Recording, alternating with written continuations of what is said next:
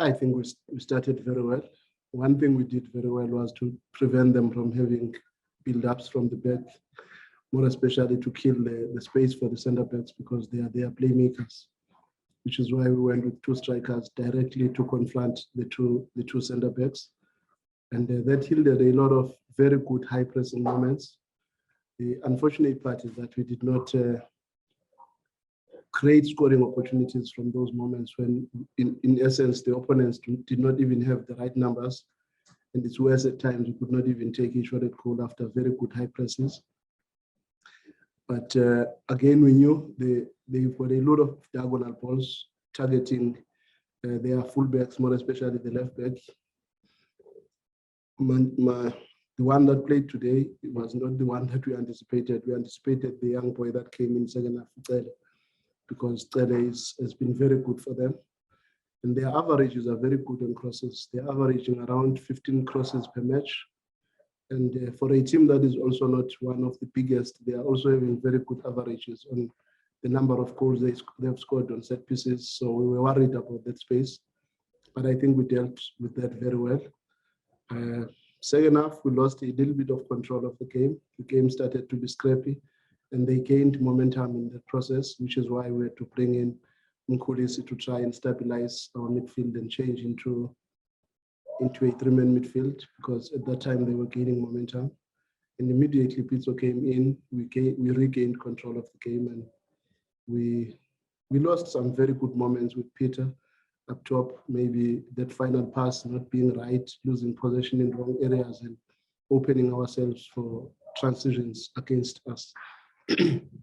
But I must say, the boys gave a good account of themselves. They knew we wanted to go through, and we made it clear to them that we wanted to win this match, because for us, every match we want to win.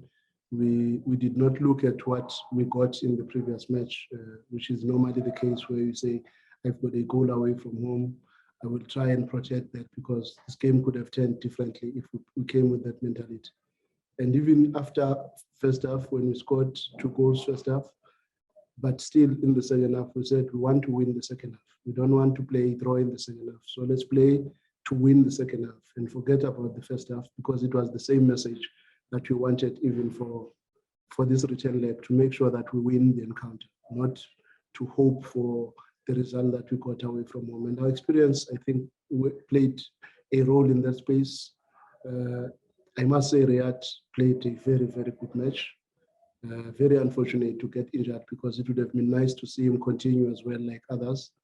The 2 central midfielders, AJ, stood his ground, showed his experience. He was the captain of the team today, and he did not disappoint. For him to get a man of the match award, it was worthwhile. We are happy with that. So I think that is how the game progressed. Unlucky to Arrows, they came with a good game plan. They also strategized to try and make sure that in their fullback, they bring in the other one who is taller, who can compete, who is more defensive based on what we had done against Pasegamako at Pirates. So they had a plan in that space, and we must give credit to that. But unfortunately, when you concede 2 early goals against Sundowns, it becomes very difficult. Thanks, Fatu. Hi, Coach. Congratulations on the victory. And at the start of the MTN8 campaign, you spoke very passionately about, wanting to end that 14-year drought. You're now 90 minutes away from securing that first MTN8 title for Mamelodi Sundowns. And the second question is, I want to find out. But let's limit it to 1 so we can give others a chance. We'll come back to you if there's still time. Okay, thanks, Fatu. What was the question? You're in the final. You're 90 minutes away from achieving the MTN8 after such a long time. Yeah, it's our target. It's probably a message was very clear from the beginning from all of us as the coaches, that this crop of players must also make their own legacy.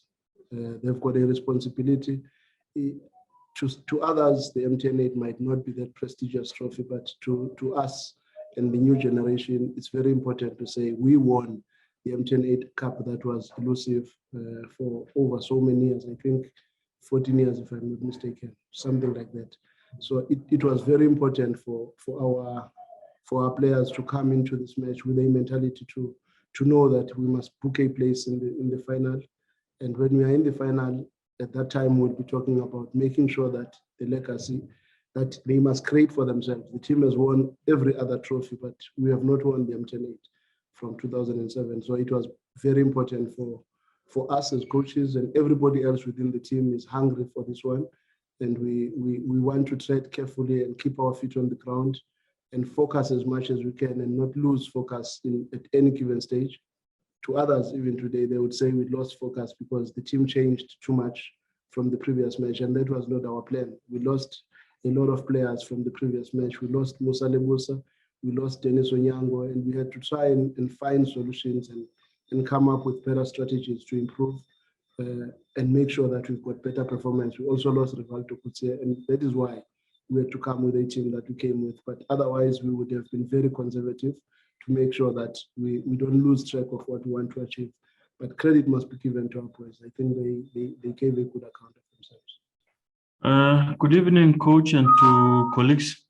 Coach, I just want to check something here. The fact that you guys have not won this tournament for such a long time, aren't you maybe sort of concerned that unintentionally the players may have a sense of desperation of saying we want to win it at all costs? And how do you deal with that? To sort of the players must not be desperate to win it because it has not been won in such a long time. We are always very wary of that space. Even today, we spoke a lot about anxiety. We spoke a lot about humility, spoke a lot about focus, because it is very important for us not to be all over and try to make sure that we stick to our tactical agreements. Everything that we put from training, we try to translate into the match, which I think they have done very well from the beginning of the season in that space.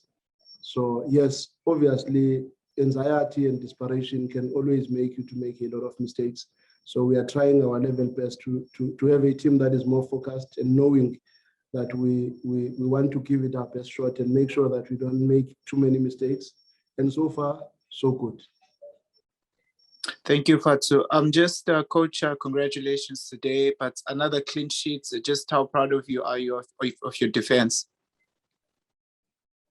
To be honest, a lot of the time we give credit to the last line and the goalkeepers for the clean sheets that we get. But the truth of the matter is, it's a collective effort. If you check the amount of work that Peter does up top, you check the amount of work that Pavol does up top to make sure that opponents are disrupted from their passing patterns and make sure that they don't play the way they wanted to play. We always force them to do the opposite of what we have profiled in their matches that they've played. And when we keep a clean sheet as a team, we know it's one of our objectives in any competition to make sure that we keep as many clean sheets as possible.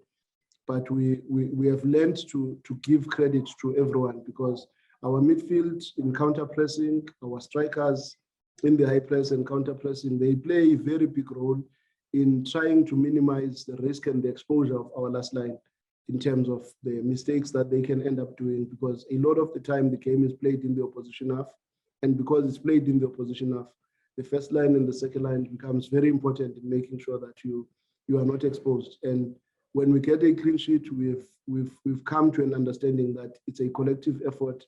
It's not only just the defense and the goalkeepers. And as the team, we are very happy in that space. Coach Tsapang Sokala Duma, just wanted to ask you the decision behind, giving Andile Jali the armband today and just his overall performance as the captain today. Yeah, to be honest, it was not a very easy decision.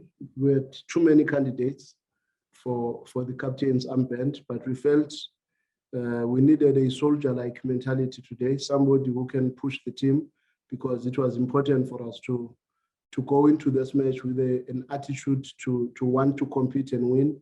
And there was no better person in that space to make sure that he galvanizes the team, he gives the team the energy to push all the way. And he did that very well, and we were very excited to see him performing the way he performed as a captain.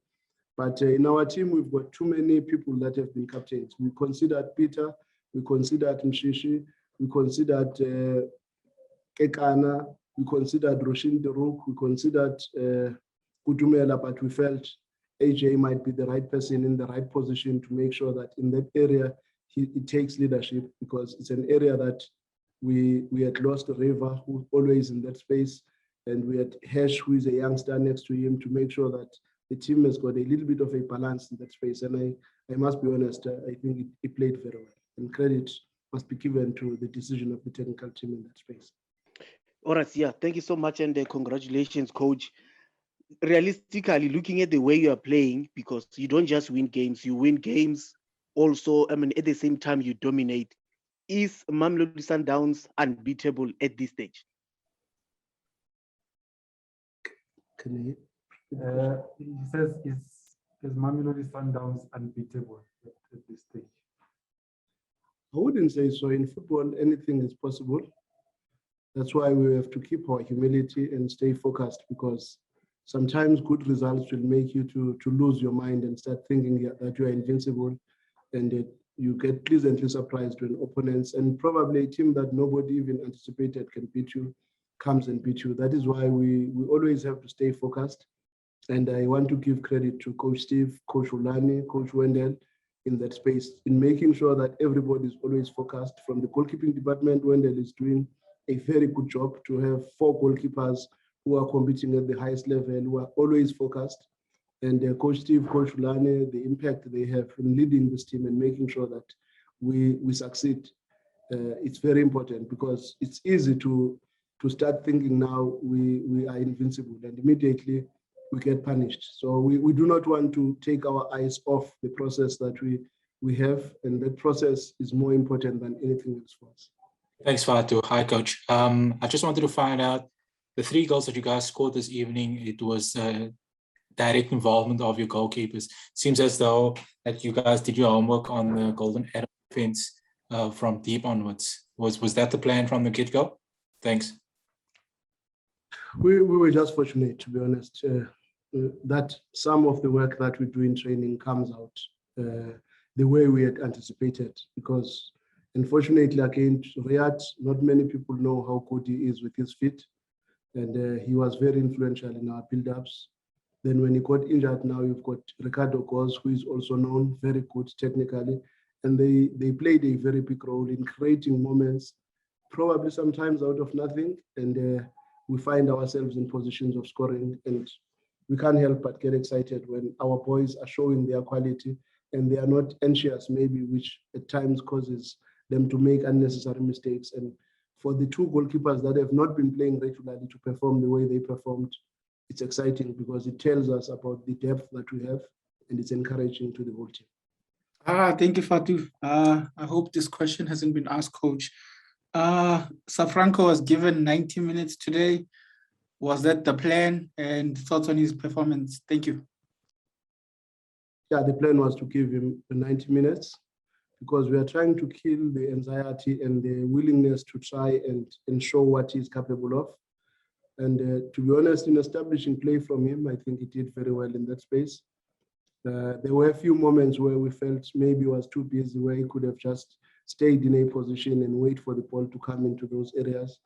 But he moved a lot to try and get to the ball side, which did not help that much, more especially first half. But I think he had a very solid second half. Established play very well. We came from him in many instances where we could have easily, with better decision-making, maybe from Caston, from Kutu, from Neo, we could have easily created better opportunities from establishing play from him. I think he's coming up well. We are happy with the progress he's making, because we are sure he's still going to score goals for us.